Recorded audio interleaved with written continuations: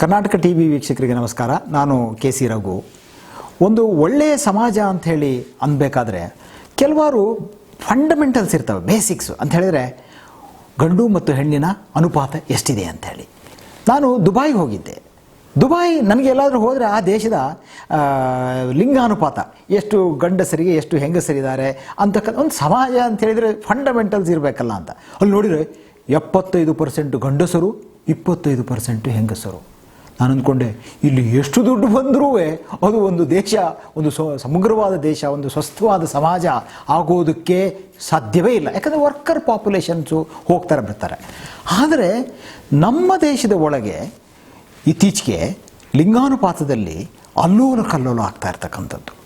ಕರ್ನಾಟಕ ರಾಜ್ಯ ಸುಮಾರು ನಿಮಗೆ 1000 ಹುಡುಗರಿಗೆ 980, 90 ಈ ರೀತಿಯಾಗಿ ಇರ್ತಕ್ಕಂಥದ್ದು. ಕರ್ನಾಟಕ ರಾಜ್ಯದಲ್ಲಿ ಒಂದು ದಶಕದಲ್ಲಿ 890 ಹುಡುಗಿಯರು 1000 ಹುಡುಗರಿಗೆ ಇರ್ತಕ್ಕಂಥದ್ದು, ಕಮ್ಮಿಯಾಗಿರ್ತಕ್ಕಂಥದ್ದು.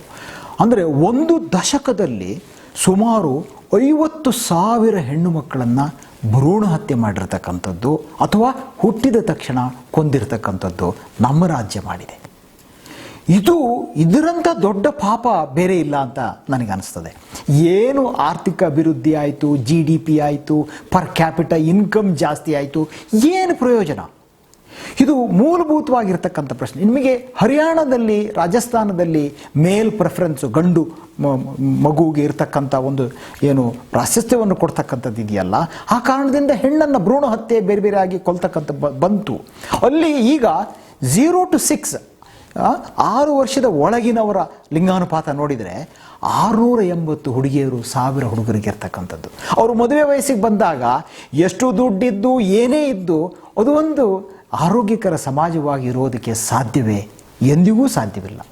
ಹಾಗಾಗಿ ನಾವು ವಿದ್ಯಾವಂತರಾದೇವಿಯೂ, ಭಾಳ ಟೆಕ್ನಾಲಜಿಯಲ್ಲಿ ಇಂಪ್ರೂವ್ ಆದೀವಿ, ಅಥವಾ ಮಂಗಳ ಗ್ರಹಕ್ಕೆ ಹೋದ್ವಿ, ಚಂದ್ರನ ಮೇಲೆ ಹೋದ್ವಿ ಅಂತ ಹೇಳ್ತಕ್ಕಂಥಕ್ಕಿಂತ ಮೊದಲು ನಾವು ಗಂಡು ಹೆಣ್ಣನ್ನು ಸರಿಸಮಾನವಾಗಿ ನೋಡ್ತಕ್ಕಂಥದ್ದು, ಅವಕಾಶಗಳನ್ನು ಕೊಡ್ತಕ್ಕಂಥದ್ದು, ಇಂಥ ಸಮಾಜದಲ್ಲಿ ಅವಕಾಶ ಕೊಡ್ತಕ್ಕಂಥದ್ದು, ಜಾಬ್ ಕೊಡುವಂಥದ್ದು ಎರಡನೇ ವಿಷಯ. ಮೂಲಭೂತವಾಗಿ ಭ್ರೂಣ ಹತ್ಯೆ ಮಾಡ್ತಕ್ಕಂಥದ್ದು ನಾವು ದೊಡ್ಡ ಪಾಪವನ್ನು ಮಾಡ್ತಾ ಇದ್ದೇವೆ. ಅಮಾರ್ತ್ಯ ಸೆನ್ ಇದನ್ನೇ ಭಾರತ ದೇಶದಲ್ಲಿ ಮಿಸ್ಸಿಂಗ್ ಮಿಲಿಯನ್ಸ್ ಅಂತ ಹೇಳಿದರು. ಅಂತ ಹೇಳಿದರೆ ಕೋಟಿಗಟ್ಟಲೆ ಹೆಣ್ಣು ಮಕ್ಕಳನ್ನು ಕೊಂದ ಪಾಪ ನಮ್ಮ ತಲೆ ಮೇಲಿದೆ. ಹಾಗಾಗಿ ಇವತ್ತಿಗೂ 5,000 ಹೆಣ್ಣು ಮಕ್ಕಳನ್ನು ನಾವು ಭ್ರೂಣ ಹತ್ಯೆ ಮಾಡ್ತಾ ಇರ್ತಕ್ಕಂಥದ್ದು ಅಥವಾ ಹುಟ್ಟಿದ ತಕ್ಷಣ ಕೊಲ್ತಾ ಇರ್ತಕ್ಕಂಥದ್ದು ಯಾಕೆ? ಯಾವ ರಾಜಕೀಯ ಪಕ್ಷಗಳಿಗಾಗಲಿ, ಯಾವ ಮಾಧ್ಯಮಗಳಲ್ಲಿ ಡಿಬೇಟ್ ಆಗಲಿ ನಡೀತಾ ಇಲ್ಲ. ಈ ವರದಿ ಕಳೆದ 10-15 ದಿನಗಳ ಹಿಂದೆ ಬಂತು. ಕರ್ನಾಟಕದಲ್ಲಿ ಇಷ್ಟು ಹೆಣ್ಣು ಮಕ್ಕಳ ಪ್ರಮಾಣ ಕಮ್ಮಿ ಆಯಿತು ಅಂತಕ್ಕಂಥದ್ದು. ಇದಕ್ಕೆ ಯಾಕೆ? ಅಲ್ಲೊಂದು ಇಲ್ಲೊಂದು ಚರ್ಚೆ ಆದರೂ ಕೂಡ ಇದಕ್ಕೆ ಆಗಬೇಕಾದ ಪ್ರಮಾಣದಲ್ಲಿ ನಾವು ಚರ್ಚೆ ಆಗಲಿಲ್ಲ.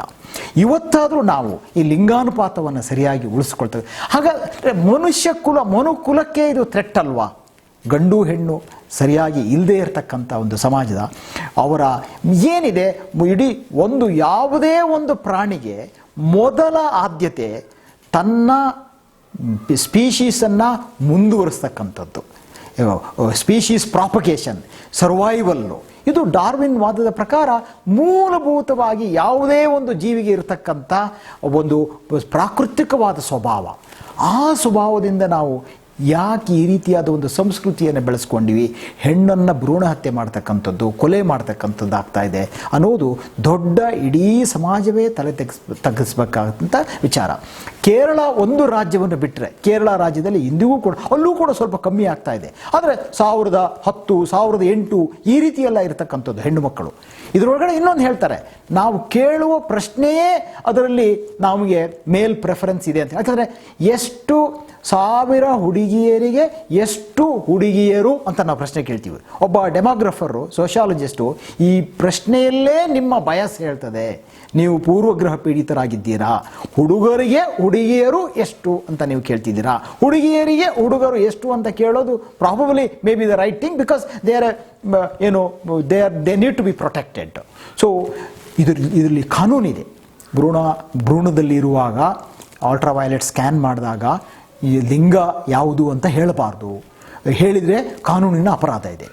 ಆದರೆ ಈ ಆಧುನಿಕ ತಂತ್ರಜ್ಞಾನವನ್ನು ಬಳಸಿ ನಾವು ಹೆಣ್ಣು ಮಕ್ಕಳನ್ನು ಕೊಲ್ತಾ ಇದ್ದೀವಲ್ಲ. ಅಂದರೆ ತಂತ್ರಜ್ಞಾನ ಹೆಚ್ಚಾಗಿದ್ದರಿಂದ ನಮಗೆ ಪ್ರಯೋಜನ ಆಗಬೇಕಾಗಿತ್ತು. ಅಲ್ಟ್ರಾಸ್ಕೋಪ್ ಸ್ಕ್ಯಾನಿಂಗು ಅದು ಕಾಯಿಲೆಗಳನ್ನು ಡಿಟೆಕ್ಟ್ ಮಾಡ್ತಕ್ಕಂಥದ್ದು. ಆದರೆ ಲಿಂಗವನ್ನು ಡಿಟೆಕ್ಟ್ ಮಾಡಿ ಭ್ರೂಣ ಹತ್ಯೆಯನ್ನು ಮಾಡ್ತಕ್ಕಂಥದ್ದು, 5,000 ಹೆಣ್ಣು ಮಕ್ಕಳನ್ನು ಕೊಲ್ತಕ್ಕಂಥದ್ದು ನಮ್ಮ ಸಮಾಜಕ್ಕೆ, ಭಾರತ ದೇಶಕ್ಕೆ ಬಹಳ ಪರಂಪರೆ ಅಂತೂ ನಾವು ಬಹಳ ಮಾತಾಡ್ತೀವಿ, ಒಣಜಂಬದಿಂದ ಮಾತಾಡೋದು ಅಂತ ಅನಿಸುತ್ತೆ. ಈ ಮೂಲಭೂತದಲ್ಲಿ ನಾವು ಕೆಟ್ಟಾಗ ನಾವು ಸ್ವಸ್ಥ ಸಮಾಜ ಆಗೋದಕ್ಕೆ ಸಾಧ್ಯವೇ ಇಲ್ಲ.